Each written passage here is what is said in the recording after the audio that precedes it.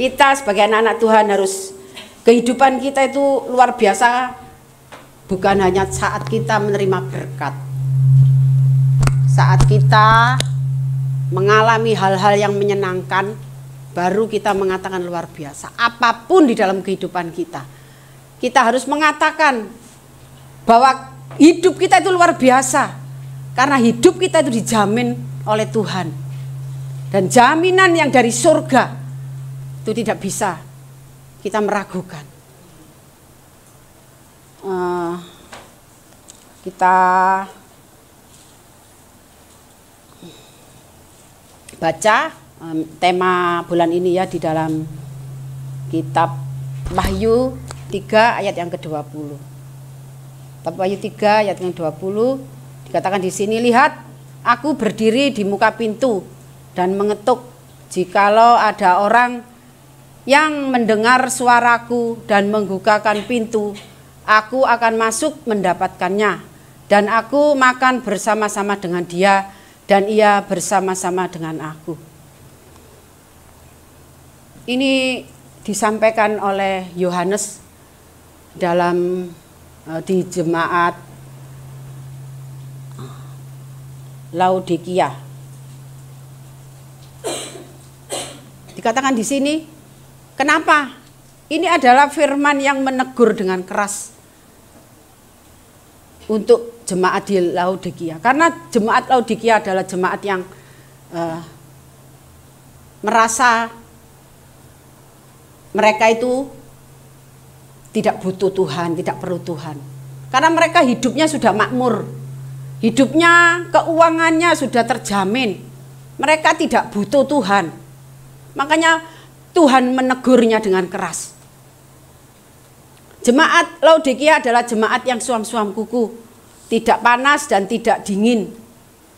Jemaat Laodikia digambarkan jemaat yang secara material yang merupakan kelompok orang kaya. Orang kaya itu identik sama nggak butuh Tuhan. Karena apa? Karena mereka punya kekayaan. Mau apa, bahkan beli orang aja mereka sanggup membeli orang untuk disuruh apapun. Karena mereka merasa berkuasa. Mereka punya uang untuk membayar segalanya. Makanya mereka nggak butuh Tuhan. Tapi semua itu di hadapan Tuhan menjijikkan. Di hadapan Tuhan mereka itu disebut orang-orang yang malang, orang yang miskin, buta dan telanjang. Waduh, wis malang, wis melarat, kere, ya, gak ketok meneh, udo meneh. Betapa dahsyatnya di mata Tuhan kalau orang-orang seperti itu hina. Tetapi kenapa Tuhan justru menegur mereka? Karena apa? Karena Tuhan mengasihi. Tuhan nggak mau mereka itu sampai terjerumus sampai benar-benar binasa. Makanya Tuhan melalui Yohanes waktu itu diberikan penglihatan oleh Tuhan di Pulau Patmos ya, untuk 7 jemaat di Asia. Dan salah satunya jemaat Laodikia inilah yang paling terakhir, yang Yohanes untuk jemaat itu, yang firman yang untuk jemaat itu begitu keras, mengajak, mengingatkan supaya mereka mau bertobat. Karena apa? Dikatakan di sini, lupa kacamata. Si kiai gede. Maka aku menasehatkan engkau di Wahyu 3:18, supaya engkau membeli daripadaku emas yang telah dimurnikan dalam api, agar engkau menjadi kaya, dan juga pakaian putih, supaya engkau memakainya, agar jangan kelihatan ketelanjanganmu yang memalukan. Dan lagi minyak untuk melumas matamu, supaya engkau dapat melihat. Itu Tuhan mengingatkan. Itu juga untuk kita, bukan hanya untuk Laodikia ya, untuk kita semua. Tapi di dalam ayat yang 20, Tuhan mengetuk pintu, jikalau ada orang yang mendengar suaraku dan membukakan pintu, aku akan masuk. Tuhan menyerukan di dalam ayat yang ke-18, belilah daripadaku emas yang telah dimurnikan dalam api. Supaya apa? Supaya kita itu menjadi kaya. Supaya kita itu berpakaian putih, berpakaian kudus yang seperti dikatakan Bu Lucy tadi. Kekudusanlah yang membawa kita ke dalam kerajaan surga. Tanpa kekudusan kita tidak layak, kita tidak berkenan. Kita bisa, supaya kita apa? Kita tidak telanjang. Kalau di hadapan kita itu telanjang. Memalukan. Makanya di sini kenapa kok di Wahyu dikatakan di sini, aku berdiri di muka pintu dan mengetuk. Jikalau ada orang yang mendengar suaraku dan membukakan pintu, aku akan masuk. Tapi tema tema bulan ini adalah Heavenly Feast, pesta surgawi.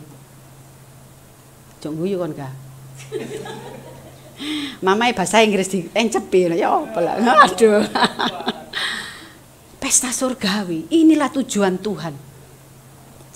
Kemarin itu sempat saya begini. Iki ayate, lihat aku berdiri di muka pintu. Tapi temanya kok pesta surgawi. Ternyata memang sebelum kita masuk dalam pesta surgawi, kita harus ini dulu, mendengar panggilan Tuhan. Saat Tuhan mengetuk hatimu, dengarkan. Jangan keraskan hatimu.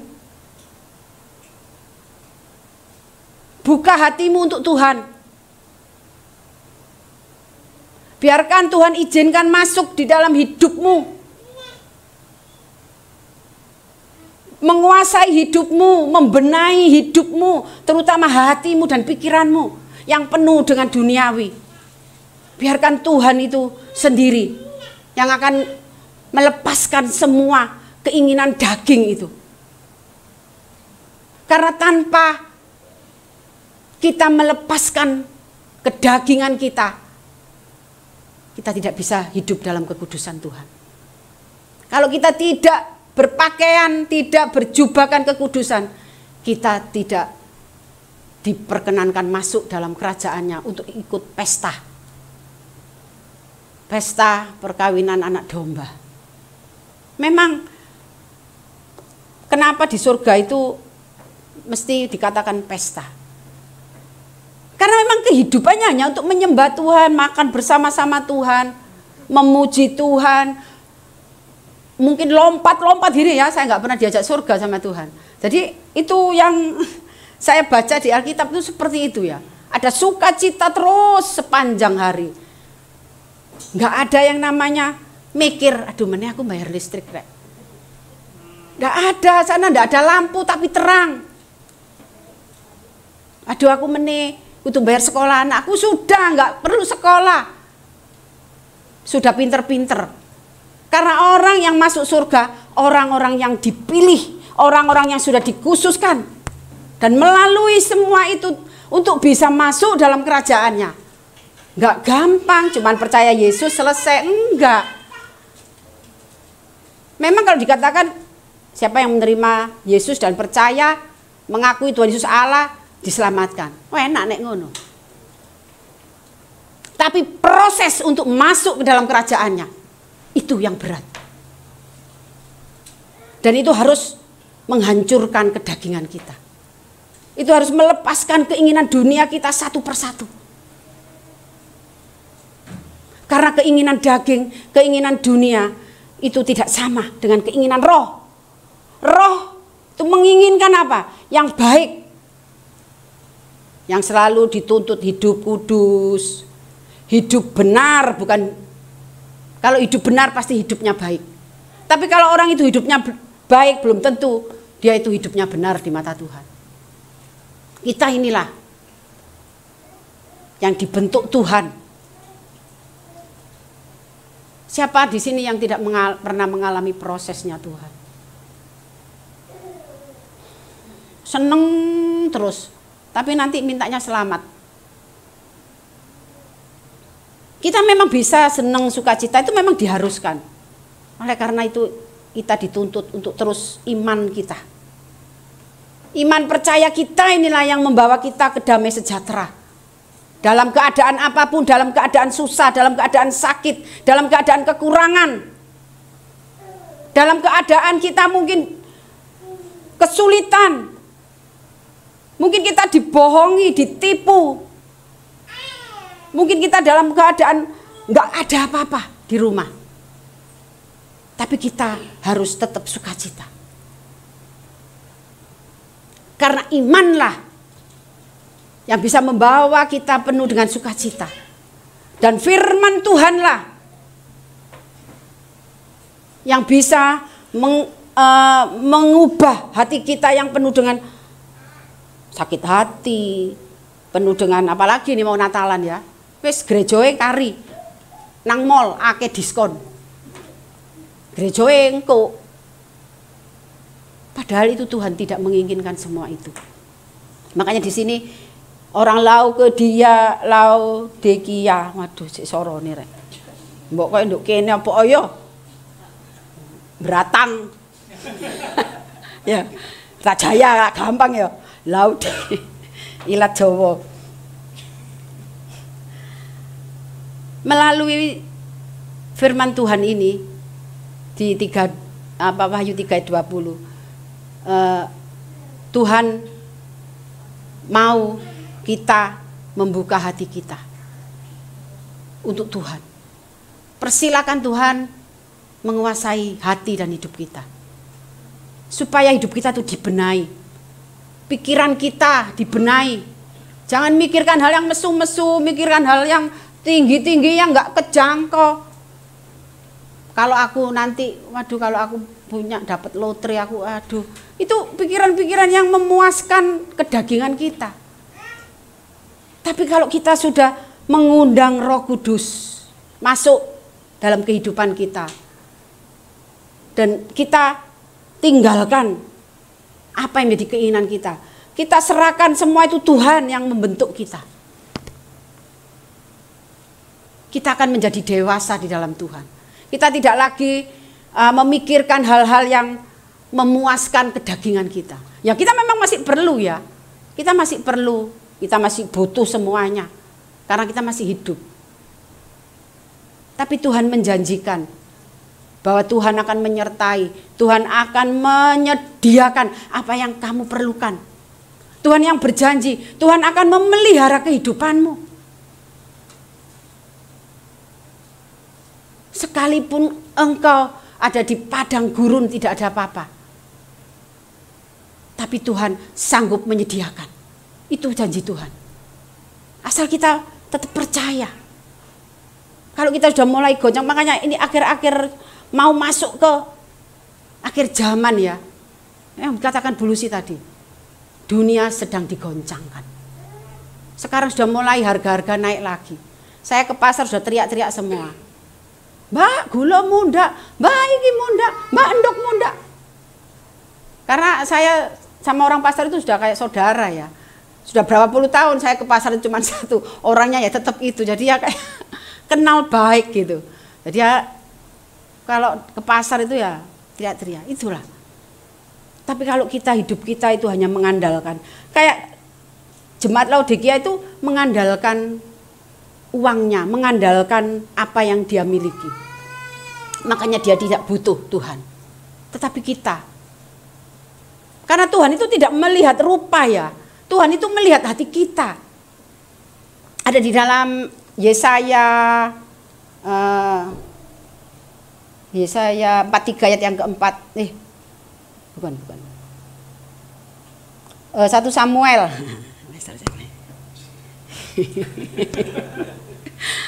Tetapi berfirmanlah Tuhan kepada Samuel, cuman Pak Samuel ya, enggak buat kita.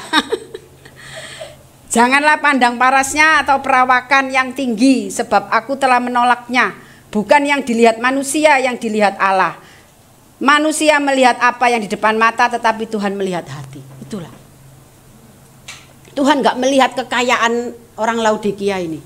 Tuhan nggak melihat kepandaian mereka, kerja keras mereka yang sudah begitu jadi pengusaha-pengusaha. Tuhan melihat hatinya. Dia melihat, ya makanya kenapa kalau dikatakan orang-orang yang kaya-kaya ini kok miskin? Karena dia tidak mengenal kebenaran. Dia gak mengenal Tuhan. Makanya dia itu miskin. Dia buta rohani. Tuhan melihat secara roh, bukan jasmani. Makanya kalau Tuhan melihat rupa, sanolaan yo. Sing elek-elek, sing cacat, sanolaan. Apa meneh sing kayak buta ya. Kasihan, tapi Tuhan itu melihat hati. Melihat hati kita. Kalau hati kita memang penuh dengan rindu untuk Tuhan, Dia akan kerjakan di dalam hati kita. Dia akan mampukan kita untuk melakukan apa yang menjadi kehendak-Nya. Kita ini orang-orang yang nggak bisa apa-apa sebenarnya. Kita itu bukan siapa-siapa dan nggak bisa apa-apa. Kalau kita pandai di dalam pekerjaan, kita selalu menjadi nomor satu kalau dalam pekerjaan. Itu karena kemurahan Tuhan. Karena Tuhan yang memberikan kita semua ini kepandaian, kecerdasan itu dari Tuhan. Kepandaian apapun, talenta apapun itu dari Tuhan. Kita tidak bisa sombong. Seperti awal mula menciptakan Adam, kan cuma dari tanah liat. Bisa apa dia? Gak bisa apa-apa. Dari tanah liat dibentuk jadi manusia. Disitulah setelah dia meniupkan rohnya, dia hidup, dia berikan itu kecerdasan, kepandaian itu Tuhan berikan. Kalau enggak, ya itu tadi cuma dari tanah liat, gak bisa apa-apa. Sombong. Jari ini sampai itu. Jangan sombong.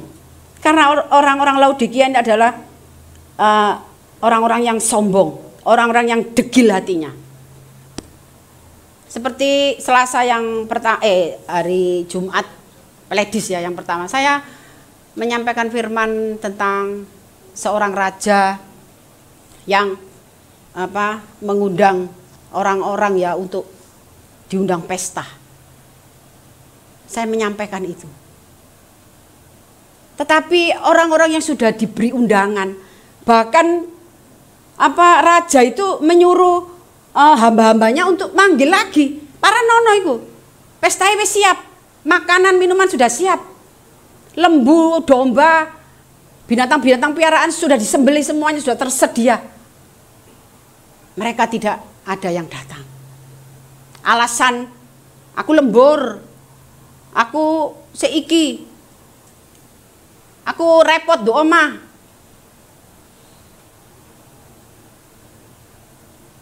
Iki proyek iki kalau gak saiki ketemu bosnya gak iso. Engko dikekno wong liya. Banyak begitu alasan.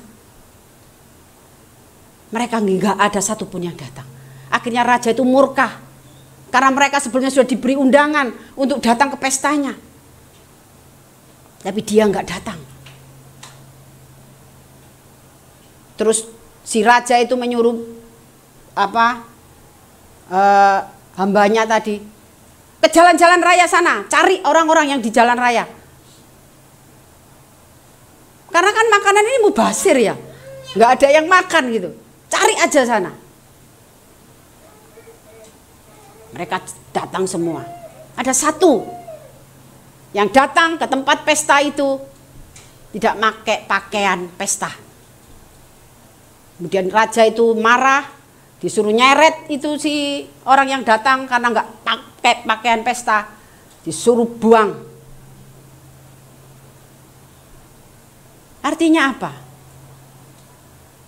Jangan banyak alasan untuk datang ke persekutuan-persekutuan. Itu termasuk undangan dari Raja kita, yaitu Tuhan Yesus. Kalau kita banyak alasan, gak lembur jari lembur, gak repot jari repot, karena hanya males aja, males. Males itulah yang bisa membuat kita itu jatuh, membuat kita itu gak bisa apa-apa, itu malas. Malas itu membuat kita gak bisa bertumbuh di dalam iman kita.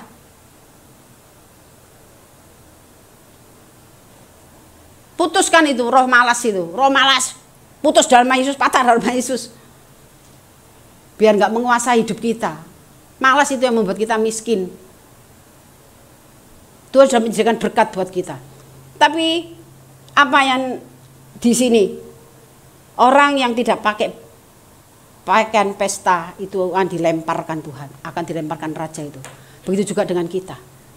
Kalau kita mau masuk ke dalam kerajaan surga, kita mau masuk ikut pestanya Tuhan, kita harus mengenakan jubah kekudusan. Itu syarat nomor 1 mutlak, kekudusan. Tanpa kekudusan, kalau kita sudah hidup, kita benar-benar kudus. Pasti. Karena kita takut sama Tuhan. Kita berusaha mau melakukan apa menjadi firman Tuhan. Kita tidak bisa menjadi orang Kristen yang santai-santai, apalagi sekarang ini kita tidak bisa, kedatangan Tuhan sudah mau sampai. Apakah kita sudah siap? Apakah kita seperti orang-orang Laodikia ini yang mengeraskan hati? Cek enake aku mau ngampuni, aku kadung sakit hati. Mari saudara-saudaraku, buka hatimu, lepaskan pengampunan, jangan keraskan hatimu. Tuhan mengasihi kita semua. Tuhan mencintai kita, makanya sampai ini Laodikia ini ditegur Tuhan begitu keras karena supaya jemaat ini tidak binasa. Begitu juga dengan kita. Jangan sampai kita itu sudah percaya Yesus, akhirnya kita binasa. Hanya karena kita berhenti. Karena kecewa, karena doa-doa nggak dijawab-jawab. Karena kehidupan yang terus seperti itu, akhirnya kita berhenti, tidak mau lagi jalan sama Tuhan. Jangan. Tuhan mengasihi kita semua. Tuhan nggak mau kita binasa. Tuhan sudah menjanjikan semuanya. Kalau ikut Tuhan, Dia sudah menyediakan semuanya. Bahkan sampai kita meninggalkan dunia ini, ada rumah yang disediakan bagi kita. Kita loh makan enakan, makan nyembah ya. Ini yang dikatakan di sini.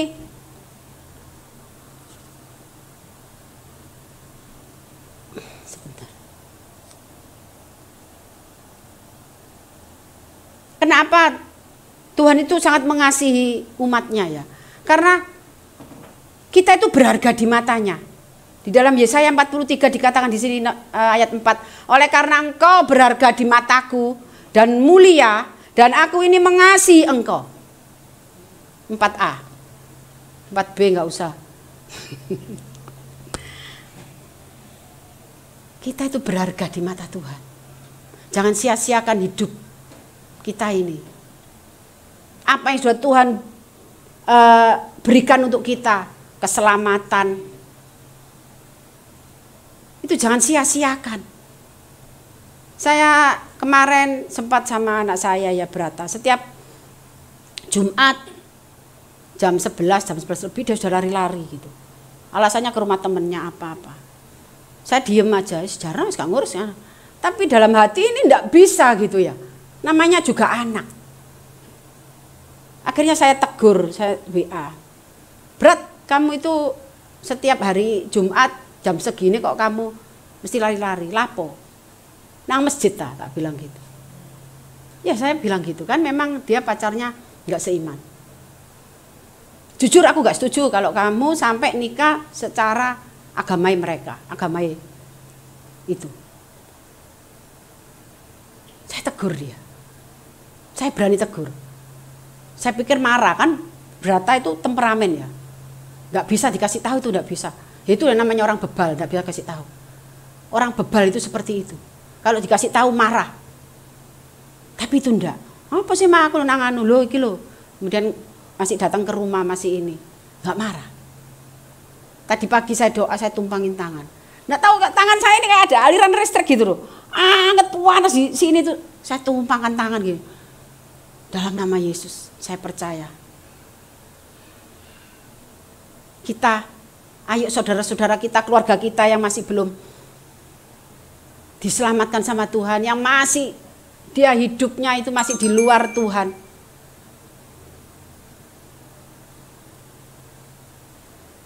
Ayo kita mulai berani untuk menegur, berani untuk menyampaikan firman Tuhan ini.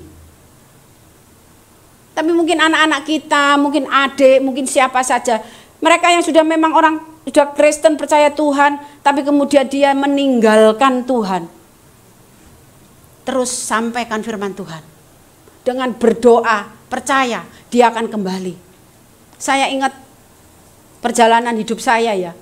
Kalau seandainya saya tidak mau mendengar Tuhan itu, suaranya Tuhan, mungkin sampai saat ini saya nggak mungkin kenal Bapak Gembala dan Ibu dan semua saudara di tempat ini. Nggak.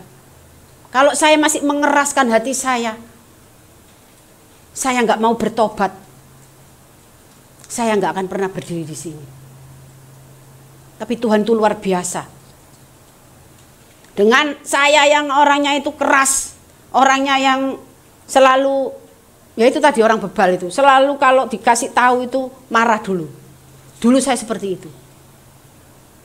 Tapi Tuhan bisa mengubah hati saya. Tuhan bisa mengubah karakter saya, walaupun mungkin belum sepenuhnya ya. Karakter saya ini butuh proses. Tetapi saya percaya, kalau kita semua di sini, apa yang kita nggak sanggup percaya, kalau kita minta sama Tuhan, Tuhan akan mampukan kita. Tapi yaitu berilah telingamu, siapa bertelinga hendaklah ia mendengar. Ini yang judul yang pagi ini. Kalau kita punya telinga, saya percaya Tuhan ngetuk pintu, pasti dengar. Tapi mereka pura-pura nggak dengar. Kalau ada tamu, sapa iku? Jarno, kok mulai dewi. Tapi nggak pengalaman pribadi loh ya. Aku mesti marani loh, aku mesti moro ada apa gitu. Iya, dulu aku ketok-ketok sampai debt collector aja saya samperin kok. Itu debt collector itu. Saya nggak mau ini. Berikan telingamu, telinga rohanimu ini loh, untuk mendengar rohnya Tuhan bicara. Supaya kita itu bisa dijernihkan pikiran kita. Tuhan itu bisa bicara banyak. Tapi kalau kita sudah belum apa-apa, kita sudah nutup pintu, nutup hati kita, gak kait biyen ngene ae. Gak ono perubahan. Tapi buktinya saya diubahkan Tuhan.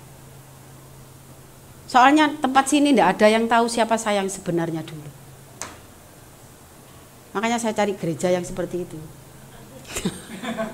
Biar nggak terus-terus dihakimi ya. Kalau aku masuk ke gereja yang tahu siapa saya, dihakimi. Tapi itu semua Tuhan, bukan saya yang milih. Saya di tempat ini, saya percaya Tuhan kok yang milih saya di tempat ini. Saya beribadah di sini sampai pelayanan itu bergumul, nggak semata-mata moro-moro terus menyerahkan diri mau, nggak akan pernah setia kalau kita seperti itu. Kalau kita asal-asalan melayani, gak enak rek ambek gembalai, meneh gak teko. Di WA dhisik neh, teko. 2 minggu gak teko. Karena bukan dari hati. Bukan Tuhan yang menempatkan kita. Nah, karena itu, saudara-saudaraku, ayolah kita mempersiapkan diri kita untuk undangan Tuhan itu, untuk kita bisa datang kepada undangan Tuhan. Pesta loh, Rek, pesta loh. Enak loh pesta itu. Gak pengen dah. Kalau kita diundang orang kawin, itu temen, terus kita nggak kenal tapi diajak, ayo melok nang ngene undangan, mau kan? Karena kan nggak bowo, melok tok, iya toh. Tapi lek sing bowo, aduh teko enggak ya? Kan ono duwe. Tapi Tuhan ini enggak loh ya. Tuhan itu enggak minta bowoan kalau mengundang untuk pesta itu. Tuhan itu sudah gratiskan, cuman kita itu datang aja dengan pakaian pesta yang indah. Duduk makan bersama-sama Tuhan. Bayangno, kalau kita diundang presiden untuk makan bersama, apa gak seneng? Wes nyiapno kan? Waduh klambi iki cocok enggak ya? Iki cocok enggak ya? Sepatuwe wis iki ta. Itu presiden itu, kita hormati seperti itu. Tapi bareng giliran Tuhan, gak pakai baju pesta, wis sembarang aja kaosan, sandal jepit. Diusir, kan ngelek-ngeleki, nduk pesta kok. Loh, ana wong kaosan ngene tok, ambek katokan pendek teko. Sopo kon? Aku iki raja. Aku iki presiden. Diusir lah sama pampersnya itu. Ayo tokno. Tuhan punya malaikat-malaikatnya untuk ngangkat mereka tuh diuncalno nang. Ayo kita jangan malas. Kita minta Tuhan dipatahkan itu roh malas itu. Malas itu juga termasuk roh loh. Roh yang membuat kita itu malas, mau ngene malas. Mager zaman sekarang, malas gerak. Sik meleki istilah-istilah. Nek gak ketinggalan zaman aku. Karo istilah anak-anakku ngomong ngene gak ngerti ya. Ini ngerti sih an. Harus ngikuti. Enggak dibujui ambek anak. Makanya saudara, kita itu harus lebih sungguh-sungguh. Kalau kita itu benar-benar ikut Tuhan, sebenarnya memang enggak berat kok. Kalau kita mau ngikuti alurnya Tuhan. Tapi terkadang kita ini melawan, seperti ikan salmon ya, melawan arus ya. Melawan arus. Jangan, sakit semua kalau melawan arus. Enggak sampai-sampai mau melawan arus, melorot maneh. Tapi kalau kita ngikuti arusnya Tuhan, Tuhan yang akan memberikan kekuatan baru untuk kita itu berjalan bersamanya. Bahkan Tuhan ngajak lari, ayo kita lari sama Tuhan. Memang daging ini yang membuat kita itu males.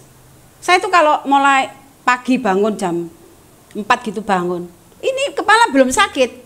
Tapi kalau sudah mulai saya ambil duduk, sikap, mau berdoa, bisa cenut loh. Aku ki heran loh.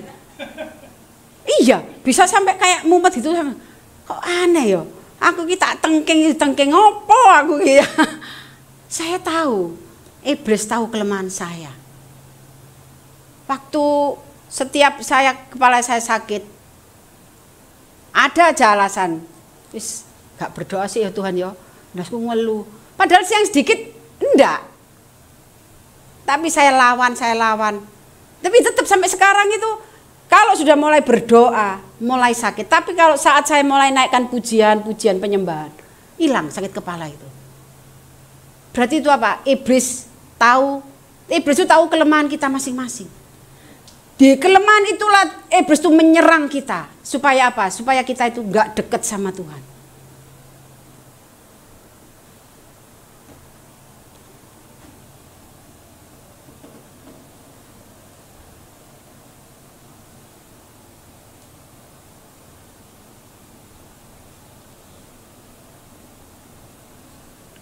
Oleh karena itu saudara, ketoke kok wis mari ya. Wis gak ono eneh.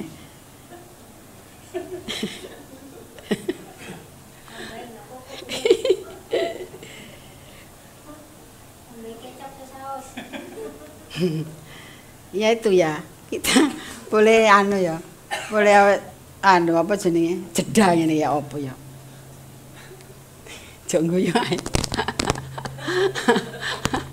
Tapi Tuhan anu kok apa kita itu kalau saya itu sebenarnya ya saudara dari kemarin 2 hari sampai kemarin itu saya itu nggak dapat apa-apa sampai saya itu seharian itu nggak ngurusi belakang baru sampai kok jarene ate belajar lah yo gak oleh apa-apa ya aku timbangane tambah mumet saya ke belakang angkasa nyanyi-nyanyi nyembah-nyembah. Dapatnya itu malam sama pagi tadi itu. Tuhan tuh kayak ngomong di sini. So, Tuhan, aku gak iso nulis loh Tuhan aku ngono. Eling no meneh ya. Iya bener, saya itu kalau disuruh nulis enggak bisa pastor. Apa sih tak tulis ya? Apa dhisik ya? Enggak bisa. Walaupun saya sudah nulis-nulis akhirnya enggak kepake. Sering saya seperti itu. Saya sudah siapkan paling-paling ya firman ini yang. Tapi kalau sudah untuk ini saya enggak bisa. Saya lebih baik mengalir gini seperti apa Roh Kudus sendiri biar ngomong.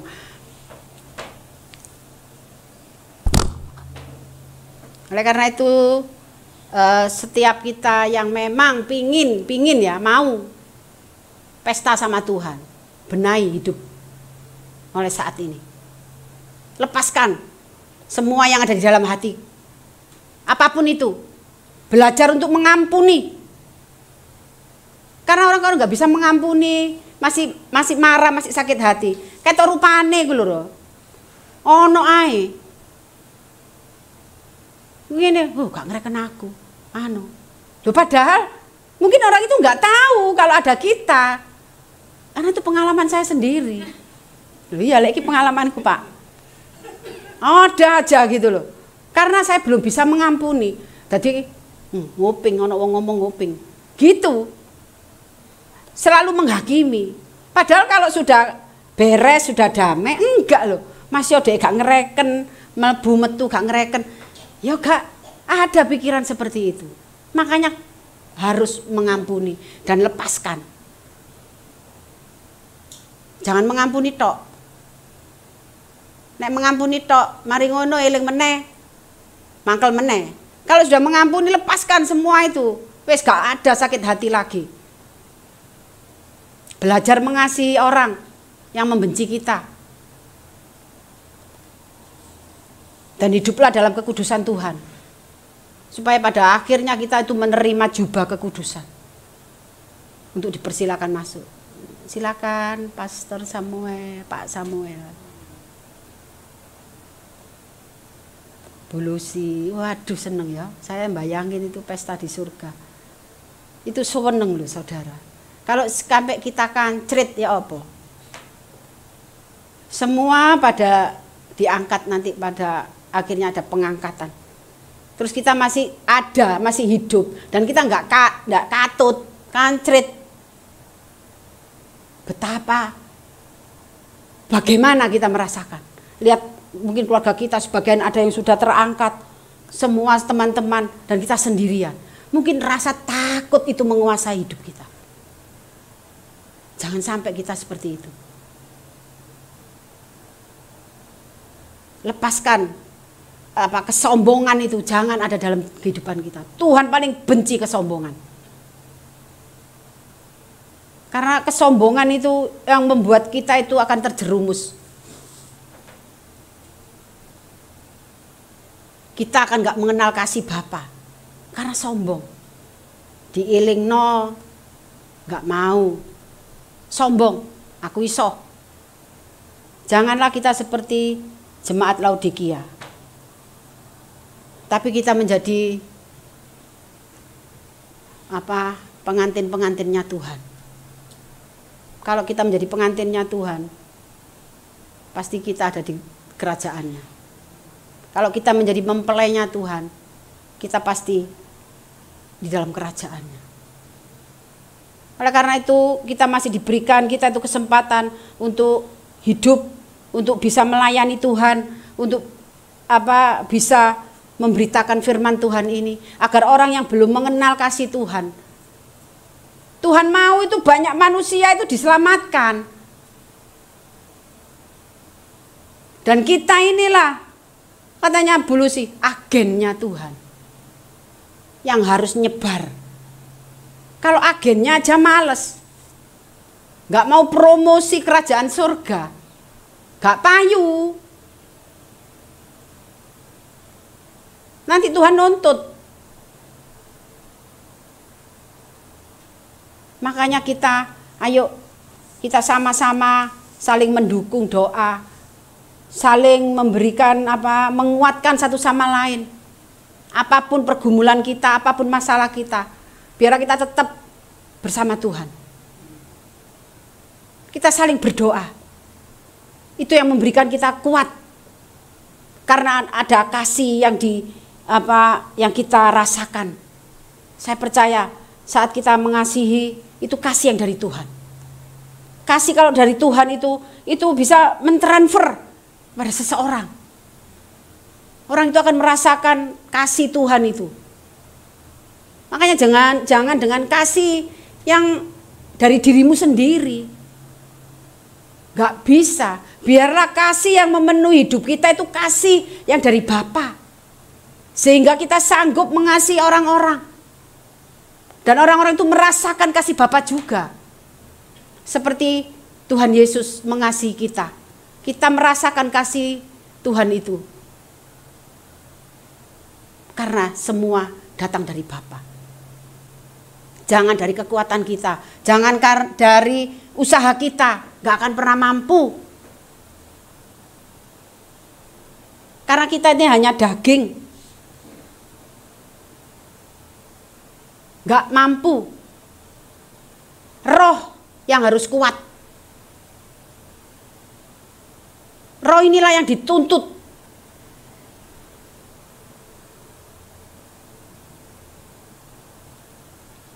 Karena di dunia ini roh itu ada 3. Rohnya iblis, rohnya manusia, dan rohnya Tuhan. Rohnya manusia itu paling lemah, gemulai, lemah mama. Kita harus nempel di salah satu. Kalau kita memang nempel nang Tuhan, ya elono Tuhan itu. Apa yang menjadi perintah-perintahnya, apa yang harus dilakukan, ikuti. Tapi kalau kamu milih yang rohnya iblis ini, bebas, wasik, pesta pora, enak wis, nyolong gak masalah. Memang itu sudah pekerjaannya iblis. Kita itu cuman ikut siapa gitu aja. Kalau memang mau ikut Tuhan, mau ikut pestanya Tuhan, ayo kita sekarang ini mulai renungkan. Buka hatimu untuk bisa Tuhan itu berkarya. Supaya kita bisa bertumbuh di dalam Tuhan. Kita menjadi dewasa. Kalau kita dewasa, ngajari ku enak. Tapi nek ngajari cilik-cilik delok, stres kan guru-guru TK itu. Seperti itulah gembala-gembala lek ngajar jemaat sing bayi-bayi sik kanak-kanak. Stres. Titik, mangkel, pore. Itu. Mengenai pelayan-pelayan ini. Pelayan-pelayan itu harus dewasa. Jangan kanak-kanak rohnya. Karena akan gampang diintimidasi. Gampang untuk disakiti. Jadilah dewasa. Jadi gak gampang putus asa, gak gampang ngambek, gak gampang metu teko pelayanan. Laren dirayu balik meneh. Namanya kalau sudah mau melayani itu harus benar-benar berikan hidupmu sepenuhnya. Tubuh jiwa rohmu ini loh. Kalau memang kita sudah melibatkan untuk mau melayani Tuhan, berikan sepenuhnya, jangan setengah-setengah, jangan nggak panas, nggak dingin. Suam-suam kuku. Ya kalau kita minum harus yang suam-suam ya anget enak. Jangan yang panas. Yang dingin jangan, soalnya nanti gigi linu. Tapi ini bukan. Ini keadaan roh kita. Jangan suam-suam kuku. Saya kira saya berharap semua mengerti ya apa yang Tuhan mau dari hidup kita. Supaya kita itu tidak setengah jalan terus kita akhirnya ditolak Tuhan. Sudah setengah jalan, bahkan mungkin sudah hampir sampai, kita jatuh, tidak mau berdiri lagi, tidak mau bangkit lagi. Ayo kita punya semangat di dalam Tuhan. Kita punya apinya Tuhan itu terus biarkan menyala api Roh Kudus itu dalam kehidupan kita. Supaya kita itu bisa membakar sekitar kita untuk terus semangat di dalam mengikut Tuhan. Karena itu yang dituntut Tuhan untuk bisa masuk dalam kerajaannya, ikut dalam pestanya Tuhan. Amin. Terima kasih.